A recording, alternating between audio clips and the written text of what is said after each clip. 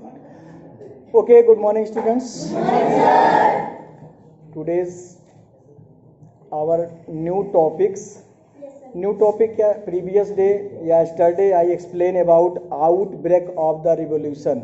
Chapter first history French Revolution का third parts आपका fourth parts जो भी है चल रहा था, 6 पार्ट जो ठीक है जो भी, तो उसका आउटब्रेक ऑफ द रेवोल्यूशन में पेज नंबर 8 के लास्ट पैराग्राफ पे हम एक्सप्लेन कर रहे थे, जहाँ पे वीडियो हमारा एंड हुआ था। तो इसके आगे आप देखेंगे यहाँ से कि the representatives of the third states viewed themselves as spokesmen for the whole French nation. ये बातें एक्सप्लेन कर दिया था मैंने। तो जो थर्ड स्टेट के रिप्रेजेंटेटिव्स थे उन लोगों ने अपने आप को एक तरह से राष्ट्र के प्रतिनिधि के रूप में देखा, समझे ना। होल फ्रेंच नेशन, पूरे फ्रेंच राष्ट्र के लिए एक तरह अपने को जिम्मेदार एक तरह से समझा। On 20th June, they assembled in the hall of an indoor tennis court in the ground of Versailles. 20 जून को वर्सलीज के इंडोर टेनिस कोर्ट के ग्राउंड में वो लोग असेंबल हुए, कलेक्ट हुए, and they declared themselves a national assembly and swore not to disperse till they, उन लोगों ने अपने आप को एक तरह से क्या किया, किसको, नेशनल असेंबली घोषित किया। और वहां से तब तक नहीं हटेगी जब तक कि एक कॉन्स्टिट्यूशनल ड्राफ्टिंग, मतलब एक लोग, मतलब पूरी तरह से नहीं, उसको हम क्या कह सकते हैं कि काम चलाऊं जिसको कह सकते हैं, रफली, समझे ना।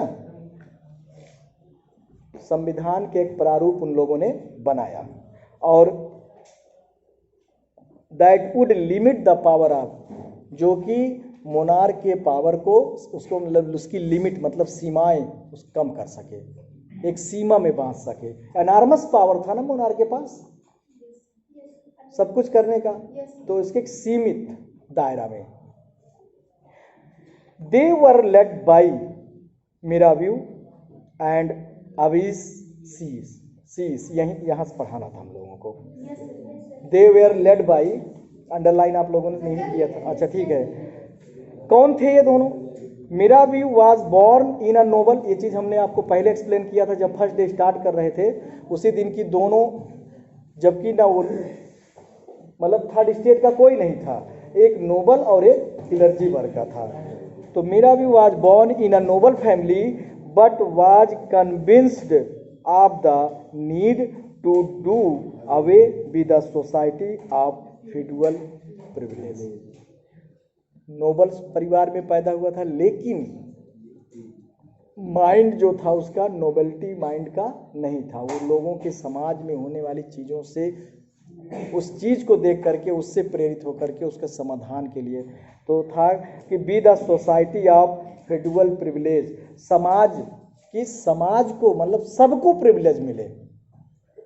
जो केवल फ्यूडल, जो एक तरह से नोबल एंड क्लर्जी को प्रिविलेज मिले हैं, वो प्रिविलेज उन्हें नहीं, इसके पहले आपको पढ़ाया जो किसके बेस पर होना चाहिए, एबिलिटी के बेस पर। एक्सप्लेन किया जा चुका है इसके पहले कि जो छूट है वो बाई बर्थ ना हो कि देख करके कि आप इस परिवार में पैदा हो गए, नहीं, क्वालिटी, एबिलिटी, गुणवत्ता के आधार पर रिजर्वेशन जो मिले।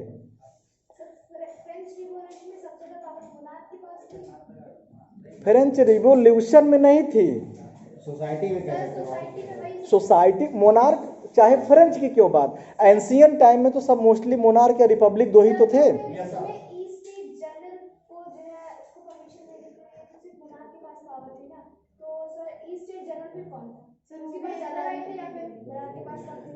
देखिए, मोनार्क किंग था, लेकिन स्टेट जनरल जो बनाया गया था वो इलेक्टेड बॉडी थे, तीनों ग्रुप के, तीनों स्टेट्स के उसमें मेंबर्स थे।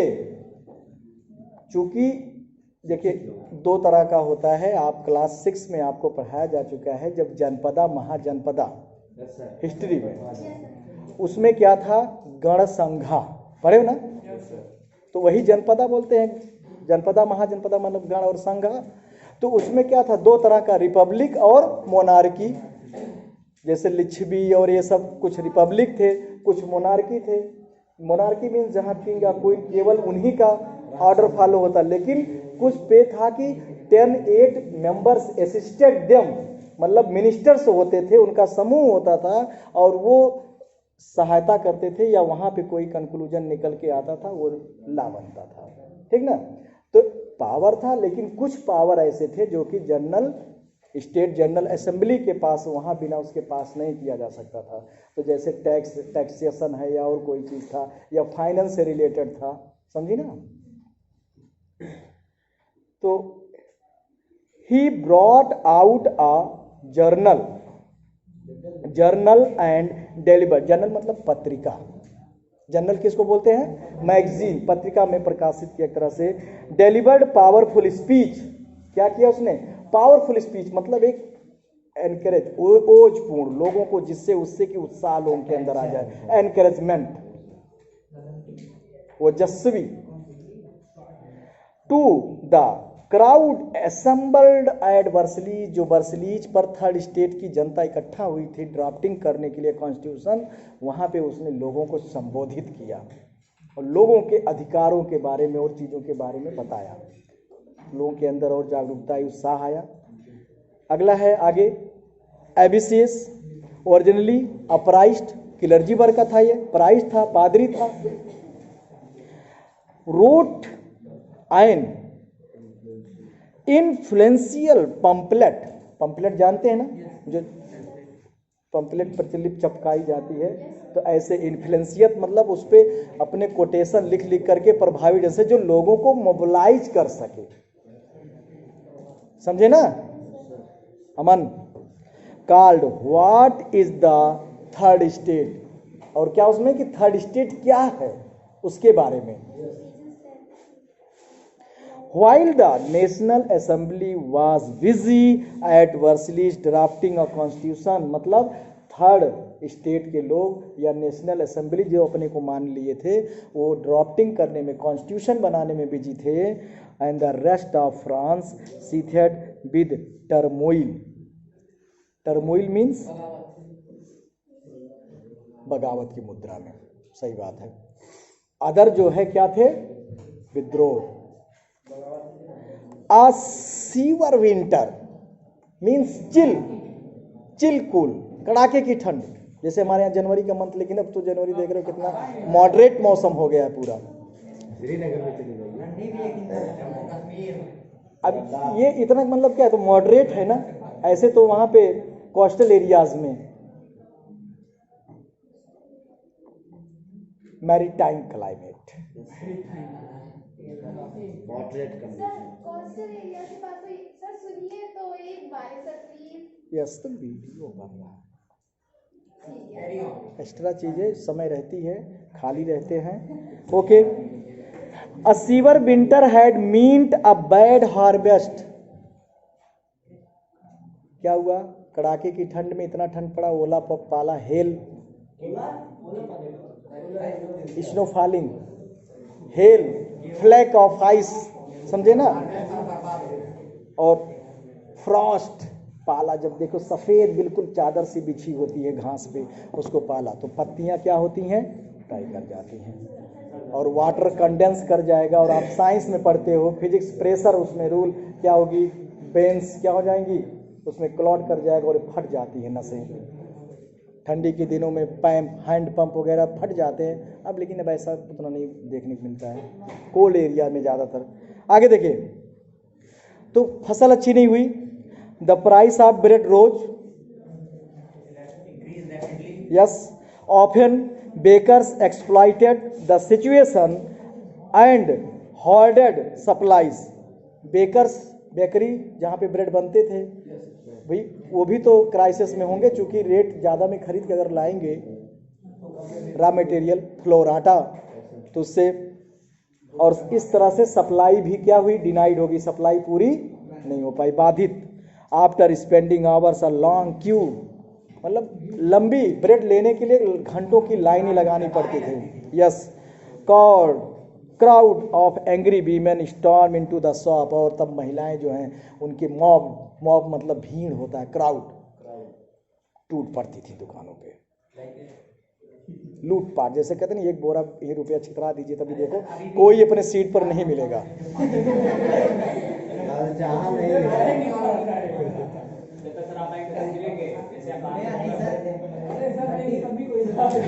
आगे देखिए next point, at the same time, ये तो सिचुएशन थी किसकी, मतलब समाज सोसाइटी में। At the same time the king order troops, उसी समय धीरे धीरे गुप्त वो अदर कंट्रीज से, पोलैंड और अदर से जो है संधि, वहां से ऐसे से योजना बना रहा राजा अपने किंग। तो king order troops to move into Paris, सैन्य टुकड़ी को मूव ऑर्डर दे दिया कि मूव पेरिस की तरफ मूव करो, कैपिटल। अटैक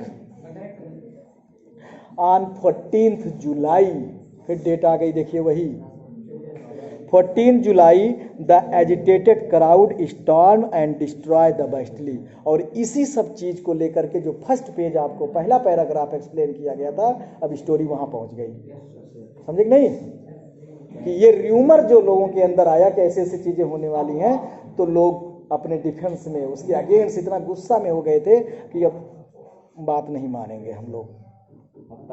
यस, अगले पैराग्राफ में, in the countryside, countryside means rural area, ग्रामीण एरिया में, rumours spread from village to village,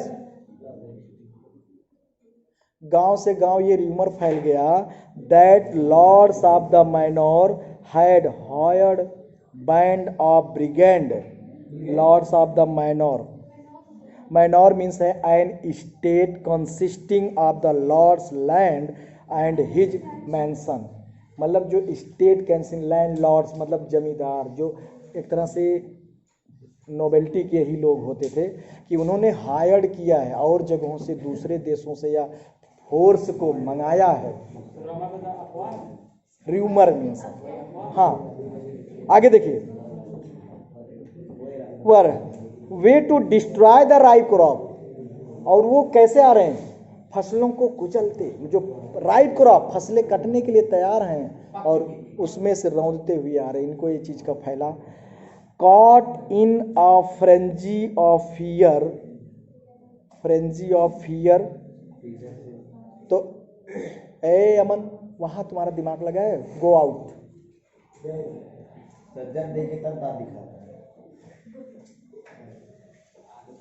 last warning है, नहीं तो आज मंडे और ट्यूसडे के लिए तुम्हें रजिस्ट्रेशन मिल जाएगा, समझ लेना, कुछ और नहीं करना है। फियर मतलब इस डर में एक तरह से भयभीत होकर peasant in several districts seized hoes and pitchforks, hoes means क्या होता है, हाँ जिससे खुदाई करते हैं, यस, एंड पिच फॉर,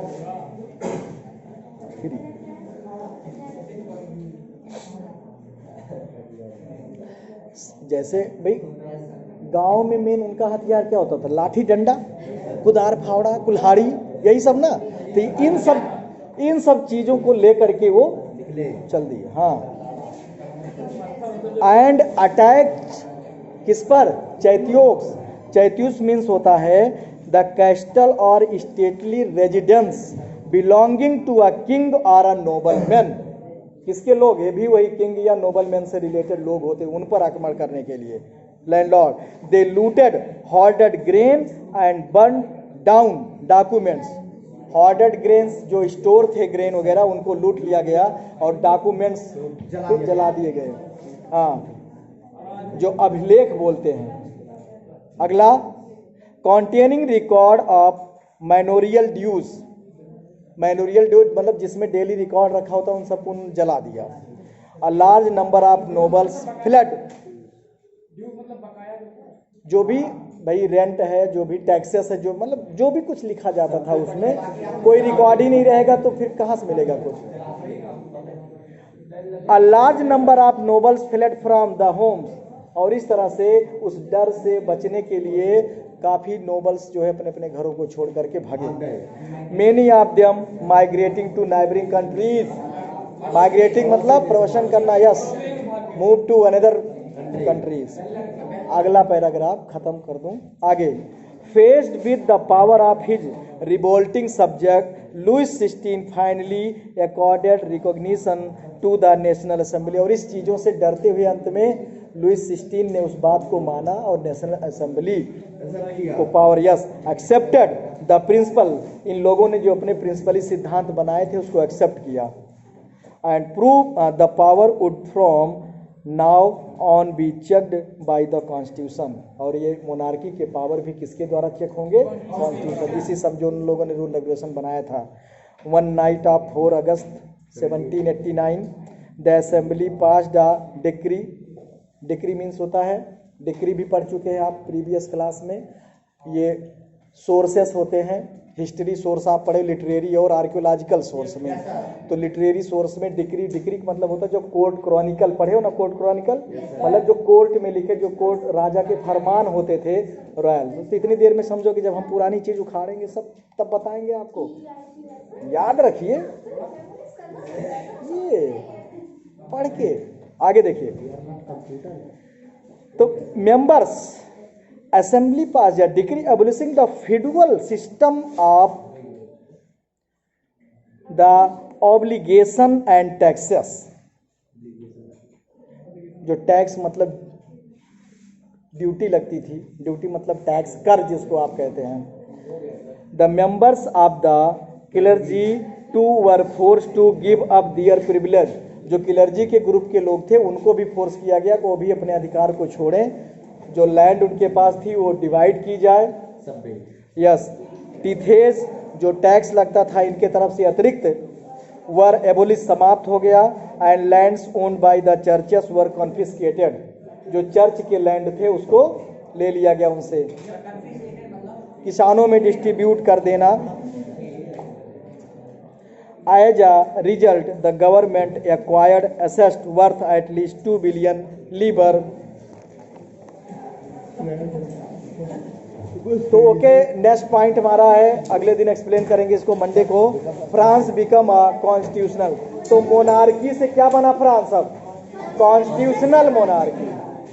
और कॉन्स्टिट्यूशनल मोनार्की से फिर क्या बन गया? डेमोक्रेटिक। और डेमोक्रेटिक से फिर नेपोलियन जब आया तो उसने पुनः किस रूप में ला दिया? Dictator, monarch.